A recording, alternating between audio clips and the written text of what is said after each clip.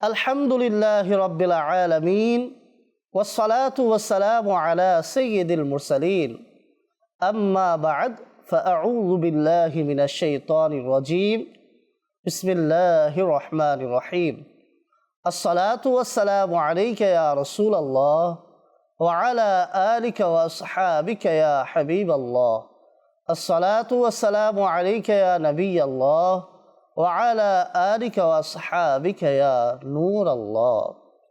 মাদানী চ্যানেলের দর্শক শ্রোতা, আপনাদের সকলকে পূর্ণ ঈমানের অধিকারী অনুষ্ঠানে স্বাগতম। এই অনুষ্ঠানের মাধ্যমে আমরা জেনে থাকি পূর্ণ ঈমানের অধিকারী ব্যক্তির নানা গুণাবলী।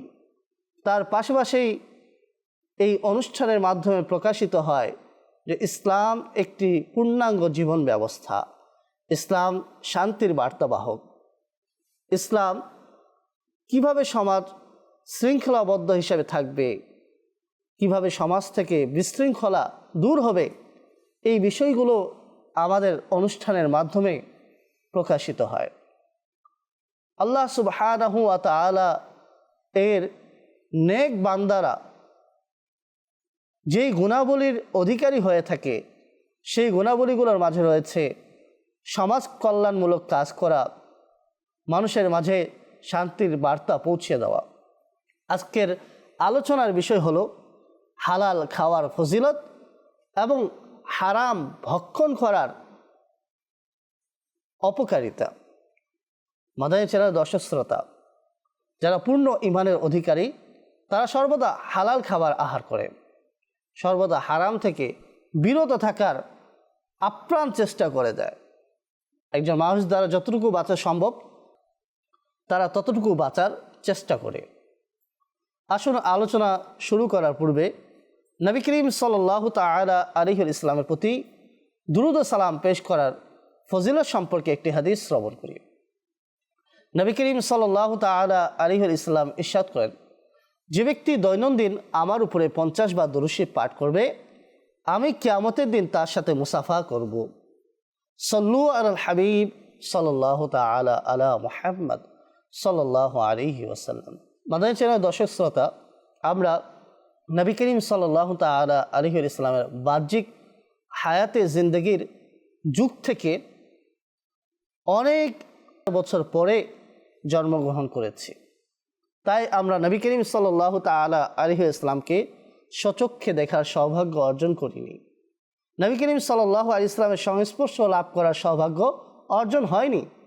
তবে এই দুরূদ শরীফের ফজিলত সম্পর্কে যে হাদিস আমরা শ্রবণ করেছি, এর মাধ্যমে বোঝা গেল কেউ যদি দৈনন্দিন 50 বার দুরূদ শরীফ পাঠ করে, কিয়ামতের দিন রাসূলুল্লাহ সাল্লাল্লাহু তাআলা আলাইহি ওয়া আলিহি ওয়াসাল্লাম তার সাথে মুসাফা করবেন।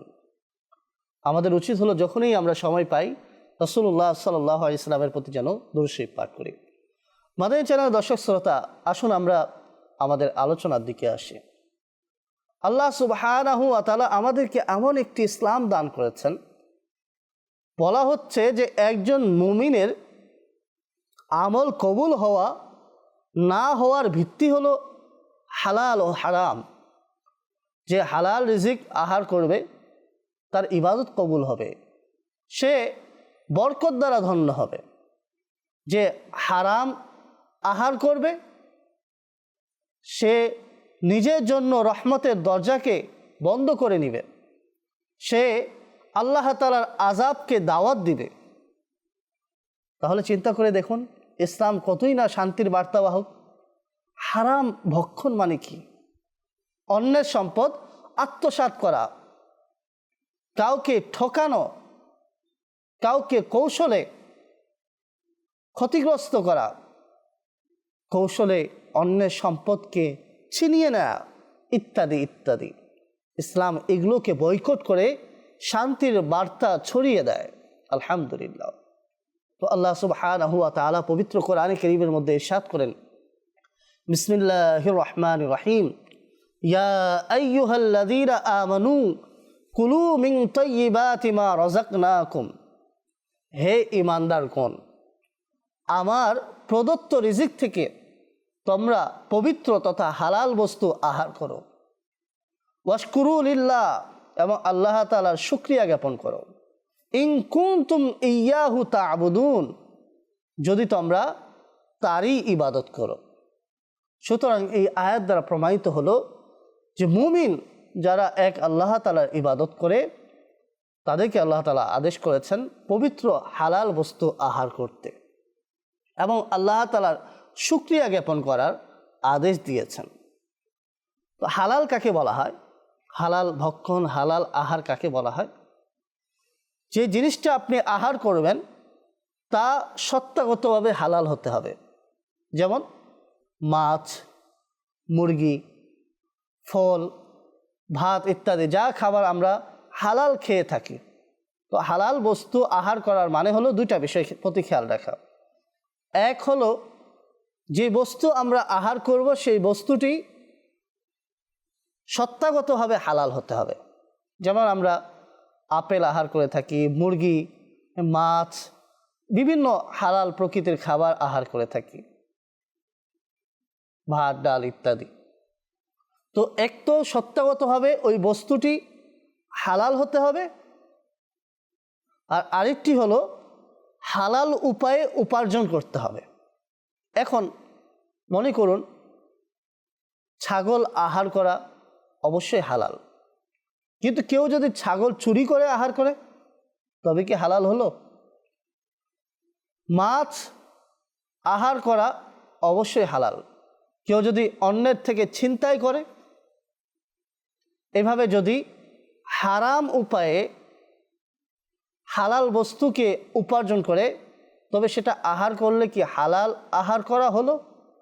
এই বিষয়গুলো আমাদেরকে একটু খেয়াল রাখতে হবে, এই বিষয়গুলোতে আমাদেরকে একটু সতর্ক হতে হবে।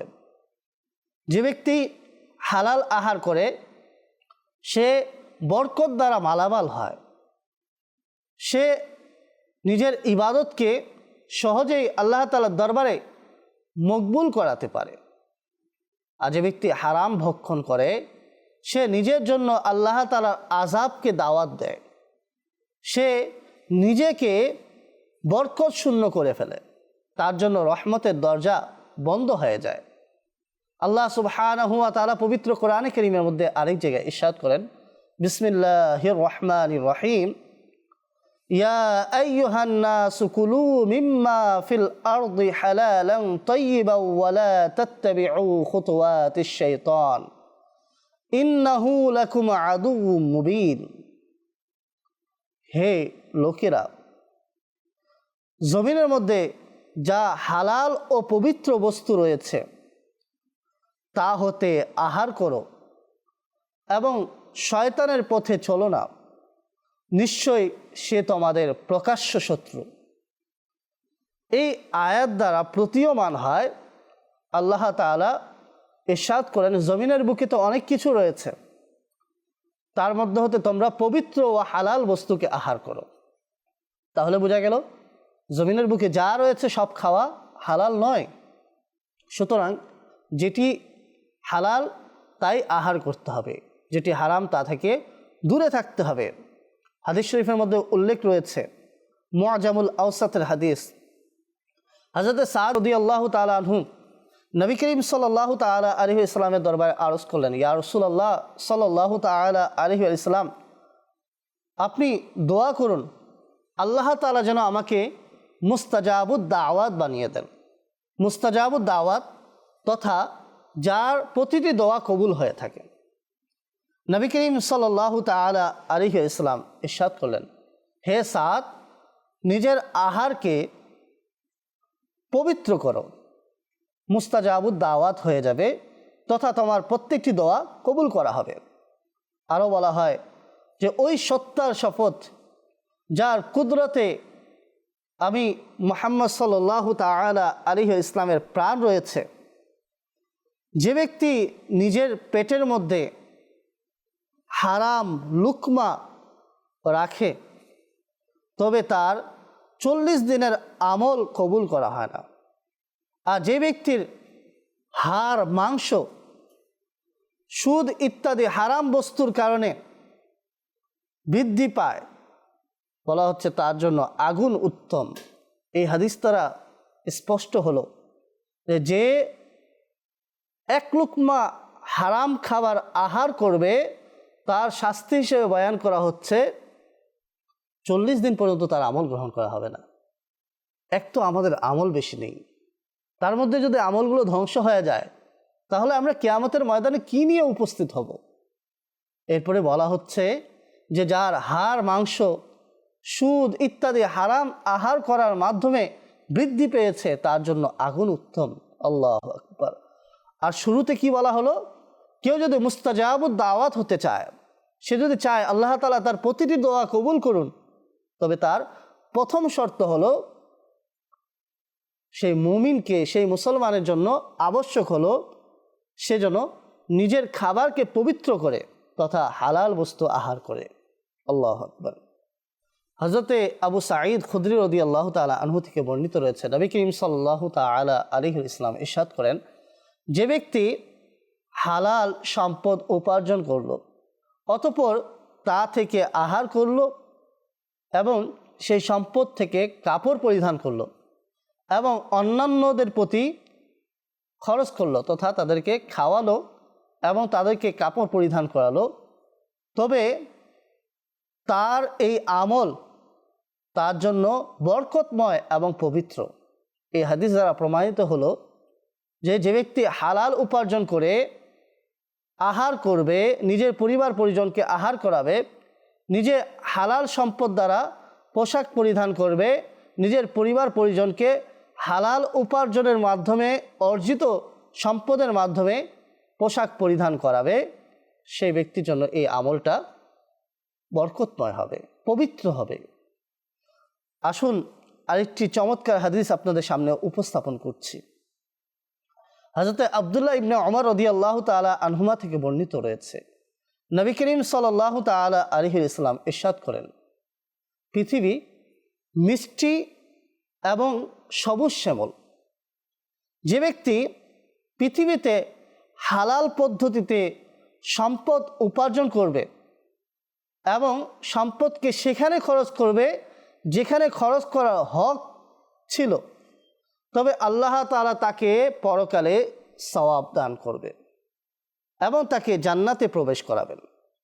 আর যে ব্যক্তি দুনিয়াতে হারাম উপায়ে উপার্জন করবে এবং সেটাকে যেখানে খরচ করার কথা ছিল সেখানে খরচ করবে না, তবে আল্লাহ তাআলা তাকে লাঞ্ছনার ঘর জাহান্নামে প্রবেশ করাবেন এবং আল্লাহ তাআলা ও তার রাসূল সাল্লাল্লাহু তাআলা আলাইহি ইসলামের মালের মধ্যে, সম্পদের মধ্যে যারা খেয়ানত করবে তাদের জন্য কিয়ামতের দিন জাহান্নাম হবে। আল্লাহু আকবার। আল্লাহ সুবহানাহু ওয়া তাআলা ইরশাদ করেন, বিসমিল্লাহির রহমানির রহিম, কুল্লামা খাবাত জিদনাহুম সাঈরা।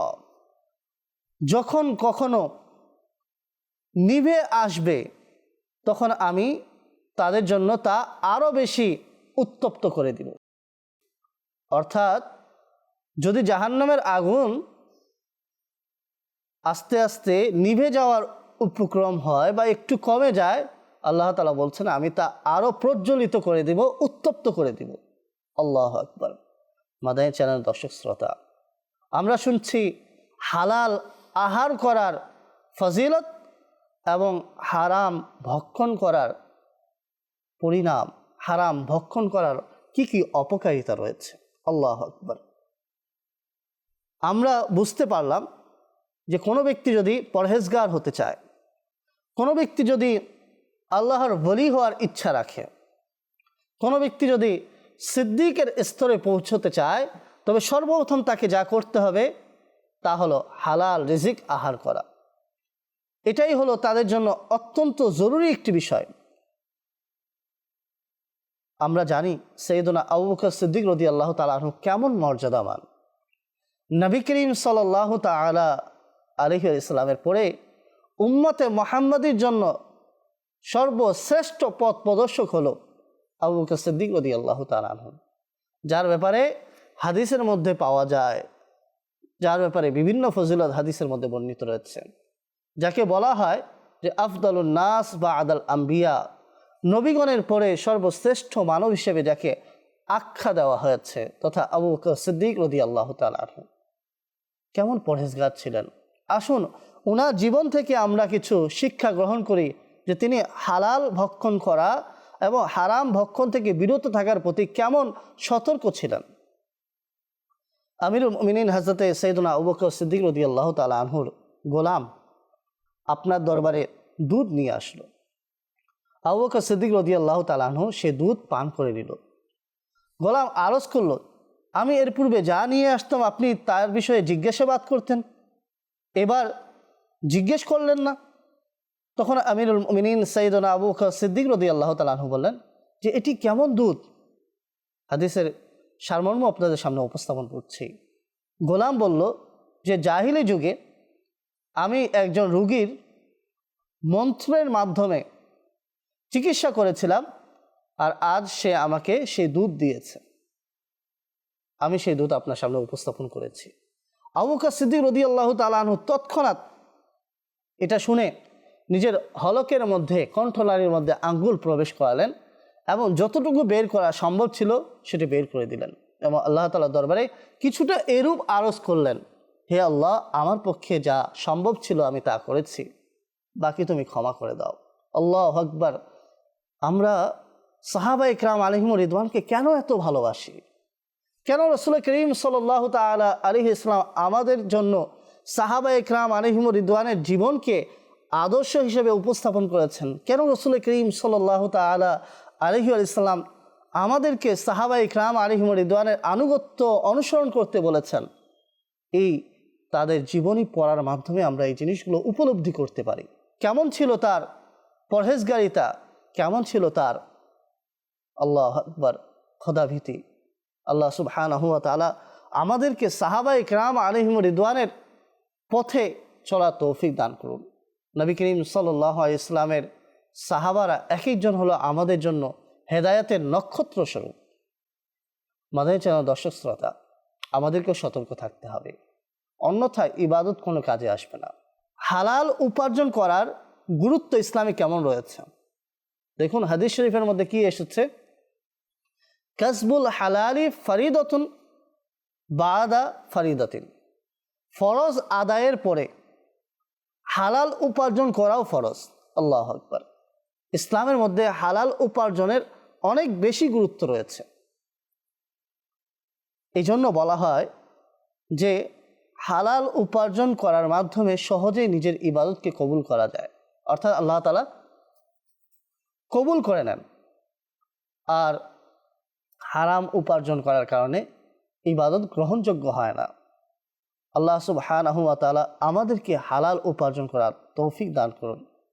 বলা হয়েছে যে ব্যক্তি হালাল উপার্জন করে, হালাল ভক্ষণ করে, তার নফসের যে অত্যাচার আছে, তার নফসের সীমা লঙ্ঘন করা, এগুলো কিছুটা লোপ পায় এবং যে লজ্জাশীল হবে তার অন্তর প্রশান্ত হবে। আর আউলিয়া ইকরাম আলাইহিমুর রিদওয়ানের অনেক এমন আটকে থাকা পথ হালাল উপার্জনের মাধ্যমে খুলে যায়।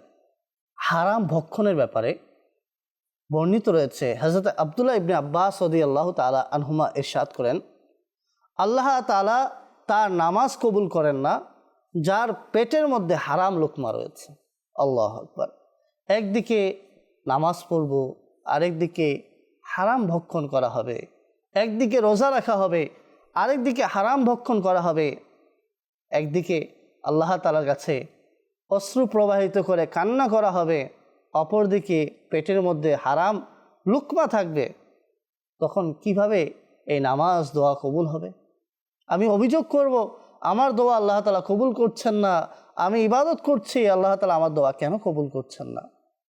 এই অভিযোগ করার পূর্বে আমাকে তো এটাও খেয়াল রাখতে হবে যে আমার ইবাদত কবুল হচ্ছে না কেন? কোথাও আমি হারাম ভক্ষণ করছি না তো, কোথাও হারাম লুকমা আমার পেটের মধ্যে নাই তো, বা যিনি উপার্জন করছে, বাবা, ভাই, সন্তান, যার উপার্জনে আমরা আহার করছি, সে হালাল ও হারামের মধ্যে পার্থক্য করে কি না? যদি না করে থাকে তাহলে আমরা কি কোনো পদক্ষেপ নিয়েছি তাকে বোঝানোর জন্য? এই বিষয়গুলো স্মরণ রাখতে হবে। এই বিষয়গুলো স্মরণ না রাখলে আমরা উভয় জগতে পরাজিত হব, উভয় জগতের কল্যাণ থেকে আমরা বঞ্চিত থাকব। একজন বুজুর্গ রহমতুল্লাহ তাআলা আলাইহি বলেন, নিশ্চয়ই মানুষ এমন একটি লুকমা আহার করে যার কারণে তার অন্তর পচে যায়, যেভাবে চামড়া পচে যায়, অতঃপর তা পুনরায় পূর্বের অবস্থায় ফিরে আসে না।